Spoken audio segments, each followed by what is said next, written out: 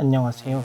오늘 영상에서는 동아 사이언스에 게재된 김호재의 보통과학자, 과학을 위한 과학, SOS에 대한 내용을 소개하며 함께 읽습니다. 그럼 시작하겠습니다.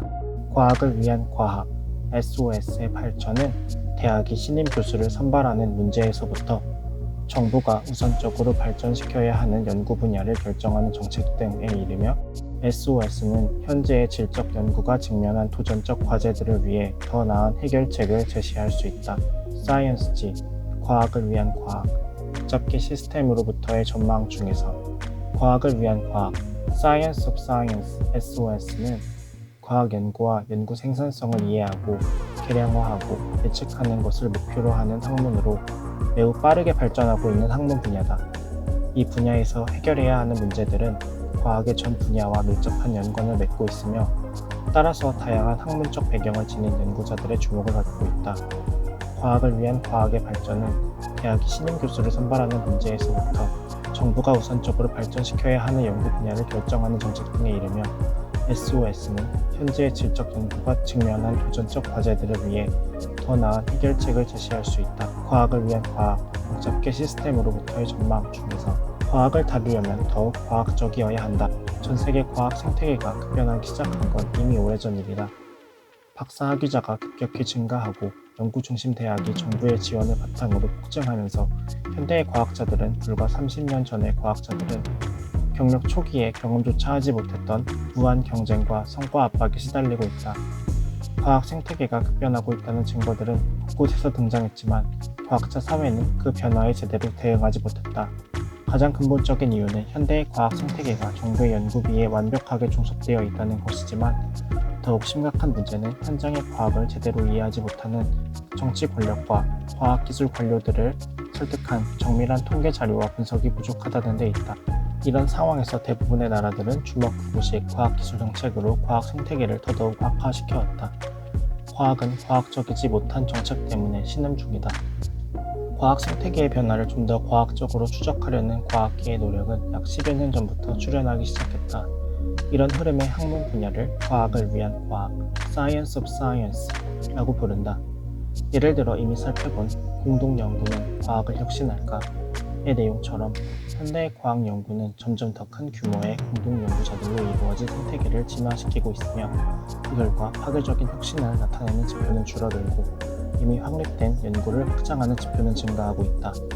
즉 지나치게 큰 규모의 공동연구단이 과학 연구의 패러다임을 지배하게 되면서 노벨상을 수상했거나 새로운 분야를 창조해냈던 혁신적인 연구들은 외면되고 안정적으로 연구비를 제공받을 수 있는 연구들이 주류를 이루게 된 셈이다. 2018년 링페이 우 등의 학자간 연구팀이 네이처를 통해 보고한 이 연구는 이미 2007년 노스웨스턴 대학에서 복잡계 연구를 수행하던 일련의 학자들을 통해 지식 생산에서 공동연구의 독점이 증가 중이다라는 논문으로 그 전조가 보고되었다.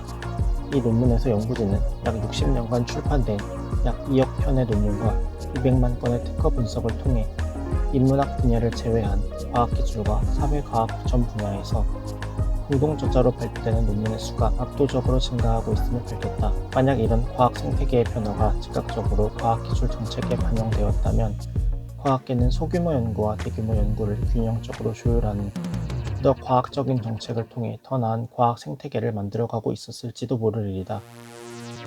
과학은 좀 더 과학적인 근거들에 의해 지원받아야 한다.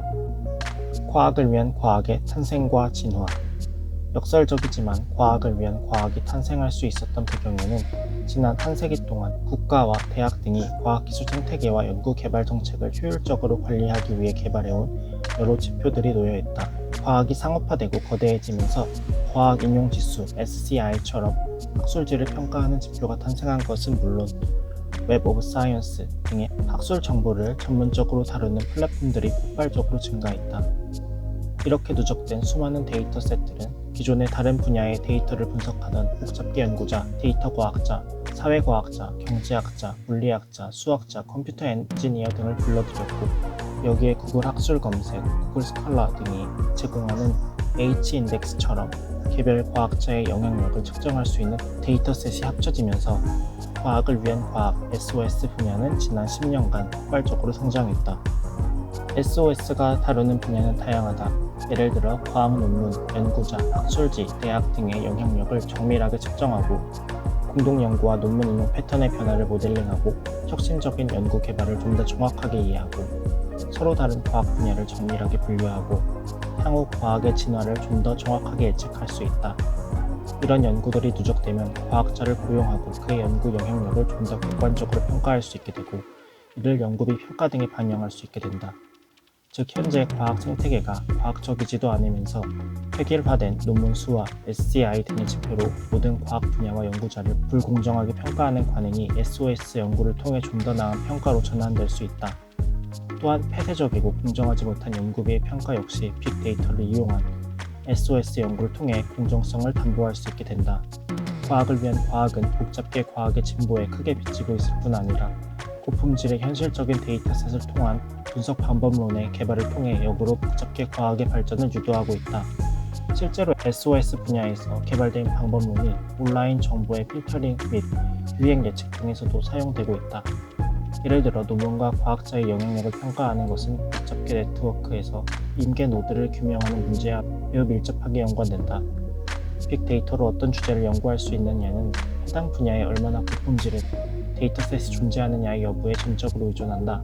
과학기술 생태계엔 그런 데이터가 다른 그 어떤 분야보다 풍부하게 존재한다.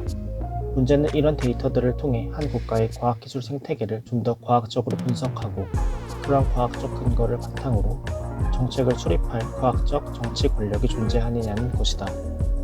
한국과학사회학과 과학기술 정책의 진화가 필요하다.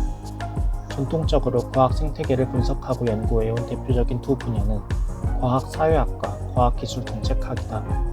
과학사회학은 근대 과학의 탄생 이후 과학자 사회가 지식을 생산하는 메커니즘을 연구하기 위해 시작된 분야인데 흔히 과학지식 사회학 혹은 과학기술학 등으로 불린다. 문제는 이 과학사회학이라는 분야가 과거 과학지식의 생산에 부정적인 일군의 인문학자들에 의해 주도되었고 여전히 한국 사회에서는 그들이 주류로 자리 잡고 있다는 것이다. 1990년대 소칼의 지적 사기 스캔들로 야기된 과학전쟁에서 과학자, 과학 철학자들은 스트롱 프로그램 등의 사회 구성주의를 주장하는 과학 사회학자들과 전면전을 벌였는데 그 갈등은 20년이 훨씬 지난 지금도 전혀 봉합되지 않았다. 당시 한국에서도 서구 사회에 과학 전쟁을 수입한 작은 논쟁이 있었는데 현재 서울대 총장인 물리학자 오세정과 한국과학사회학계의 원로 사회학자 김환석이 교수신문에서 벌인 논쟁이 그것이다. 그리고 한국과학사회학의 주류는 여전히 김환석 교수를 중심으로 하는 사회구성주의 사조로 이들은 황우석 사태를 기점으로 과학계에 대한 윤리적 성토를 한국과학사회학의 주요 임무로 삼고 있다. 한국과학사회학과 함께 한국과학기술 생태계를 분석하고 이를 정책으로 기획하는 임무를 수행하는 과학 관료들은 대부분 과학기술 정책학이라는 학문 분야를 전공으로 삼는다. 과학기술 정책학을 전공한 이가 과학 관료이면 그나마 다행이고 대부분의 과학기술 정책기관은 경제학과 행정학 전공자가 수장을 맡거나 기술고시 또는 행정고시 출신이 수장인 경우가 태반이다. 과학기술 정책을 담당하는 국내 기관 및 부처는 컨트롤타워 없이 산재되어 있는데 먼저 청와대의 과학기술보좌관은 대통령과 국회 및 정부 조직의 효과적인 조율을 수행하는 직책이지만 비서관도 아닌 보좌관이라는 한계로 인해 그다지 큰 역할을 수행할 수 없다. 가장 거대한 조직은 과학기술정보통신부인데 이 부처는 한국의 과학기술 연구개발을 집행하는 중차대한 임무를 띠고 있지만 업무 분야가 이질적인 정보통신부와 동거하게 되면서 업무의 효율성이 지극히 떨어지는 데다 대부분의 고위 관료가 과학기술계 현장이 아니라 기술고시 출신이거나 행정고시 출신으로 이루어져 있어 정책에 있어 언제나 현장 과학기술계와 큰 괴리를 보인다. 한국과학기술의 미래 전략과 정책을 제시해야 하는 과학기술정책연구원 스태피는 심지어 국무총리실 소속인데다 원래 한국과학기술기획평가원 키스텝과 같은 기관이었음에도 그다지 상이하지 않은 임무 차이로 분산되어 업무 효율이 떨어진다. 과학기술 연구개발 인프라의 체계적인 구축을 목표로 하는 한국과학기술정보연구원 키스티는 사실상 현장 과학기술자들에게는 어떤 일을 하는지조차 알려지지 않은 기관이다. 유행을 좋아하는 한국에서 이미 빅데이터라는 말이 유행이고 일각에선 데이터청을 설립해야 한다는 말이 나오고 있다. 하지만 국가의 근간이자 국가의 미래를 결정하는 과학기술 정책을 관장하는 그 어떤 기관에서도 과학기술 정책을 입안하기 위해 수행한 과학적인 분석을 찾아볼 수 없다. 한국의 과학기술 정책은 여전히 국가 과학기술 통계 등의 주먹구구식 통계 자료를 바탕으로 기획되고 있으며 그런 자료들마저 현장 과학기술자들의 의견과는 상관없이 정치인과 관료의 사적 이익에 맞추어 관리된다. 한국의 과학사회학은 윤리학적 조언의 임무에 탐닉하면서 그 어떤 과학적인 분석과 근거를 과학계에 제안하지 못하고 있고 한국의 과학기술 정책기관들은 행정학과 경제학 등을 전공한 현장과 괴리된 관료들에 의해 비과학적인 정책 자료들로 수조 원의 국민 세금을 낭비하고 있다. 한국의 과학사회학과 과학기술 정책은 이제 좀 더 과학적인 학문과 정책으로 진화해야 한다. 과학기술 정책 분야에 가장 먼저 데이터 과학자들과 빅데이터를 이용한 분석을 도입해야 하며 이를 통해 수조 원의 연구 개발비를 국가의 미래를 위해 효과적으로 사용해야 한다. 한국의 과학사회학과 과학기술 정책은 얼마나 과학적인가? 우리가 반드시 물어야 하는 질문이다.